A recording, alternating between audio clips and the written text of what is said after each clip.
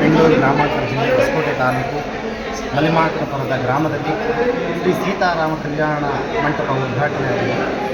2 ದಿನದಿಂದ ಈ ಕಾರ್ಯಕ್ರಮ ನಡೀತಾ ಇದೆ. ನಿನ್ನೆ ಸಂಜೆ 4 ಗಂಟೆಗೆ ಸರಿಯಾಗಿ ಗಂಗೆ ಪೂಜೆ, ಸುಮಂಗಲಿಯರಿಂದ ಆಲಯ ಪ್ರವೇಶ, ವಾಸ್ತು ಮಹಾಗಣಪತಿ ಪೂಜೆ, ಪುಣ್ಯಾಹ, ನಾಂದಿ, ರಕ್ಷಾಬಂಧನ, ಅದೇ ರೀತಿಯಾಗಿ ಕಳಶಾರಾಧನೆಗಳು, ಈ ಕಲ್ಯಾಣ ಮಂಟಪದ ಯಾವುದೇ ವಿಘ್ನಗಳು ಬರದೆ ನಿರ್ವಿಘ್ನವಾಗಿ ನಡೆಯಲಿ ಅಂತ ಹೇಳಿ ಆ ವಿಘ್ನೇಶ್ವರ ಪ್ರತಿಷ್ಠಾಪನಾ ಕಾರ್ಯದ ಗಣಪತಿ ಹೋಮ, ವಾಸ್ತು ರಕ್ಷೋಘ್ನ ಹೋಮ ಮತ್ತು ಸುದರ್ಶನ ಹೋಮ ನಿನ್ನೆ ಕಾರ್ಯಕ್ರಮವು ಮುಗಿದಿದ್ದು, ಈ ದಿನ ಬೆಳಗ್ಗೆ ಪ್ರಾತಃ ಕಾಲ ಬೆಳಗ್ಗೆ ಬ್ರಾಹ್ಮಿ ಮುಹೂರ್ತದಲ್ಲಿ ಗಣಪತಿ ಪ್ರಾಣ ಪ್ರತಿಷ್ಠಾಪನೆ, ಪಂಚಾಮೃತ ಅಭಿಷೇಕ, ಗಣಹೋಮ, ಕಳಶಾರಾಧನೆಗಳು ಮತ್ತು ಜಯಾದಿ ಹೋಮ ಕಾರ್ಯಕ್ರಮ 10:30ಕ್ಕೆ ಸರಿಯಾಗಿ ಮುಗಿದು 11 ಗಂಟೆಗೆ ಸರಿಯಾಗಿ ಈ ಕಲ್ಯಾಣ ಮಂಟಪದಲ್ಲಿ ನಡೆಯುವಂತಹ ಏನು ವಿವಾಹ ಕಾರ್ಯಗಳಿದ್ದಾವೆ ಅದು ಉನ್ನತವಾಗಿ ಅಭಿವೃದ್ಧಿ ಆಗಲಿ.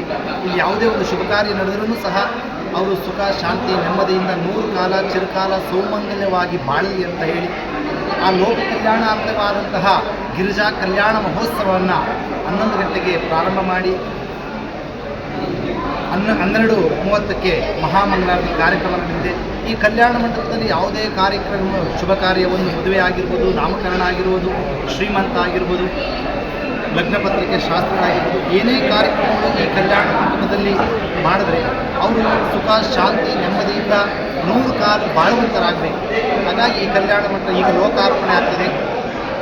ಯಾರು ಶುಭ ಕಾರ್ಯಗಳನ್ನು ಮಾಡಬೇಕು ಅಂತಿದ್ದಾರೋ ಈ ಕಲ್ಯಾಣ ಮಂಟಪದಲ್ಲಿ ಮಾಡಿದರೆ ಅವರಿಗೆ ಸುಖ, ಶಾಂತಿ, ನೆಮ್ಮದಿ ಸದಾಕಾಲವಾಗಿ ಆ ಭಗವಂತರ ಕೃಪಾಶೀರ್ವಾದ ಸದಾಕಾಲವಾಗಿ ಇರ್ತೈತೆ ಅಂತ ಹೇಳಿ. ಸ್ವಾಮಿ, ನಿಮ್ಮ ಹೆಸರು? ಆದರ್ಶ ಶಾಸ್ತ್ರಿ. ಎಲ್ಲಿಂದ ಬಂದಿರೋ? ಚೀಮಂಗಲ ಗ್ರಾಮ, ಶಿಡ್ಲಘಟ್ಟ ತಾಲೂಕು, ಚಿಕ್ಕಬಳ್ಳಾಪುರ.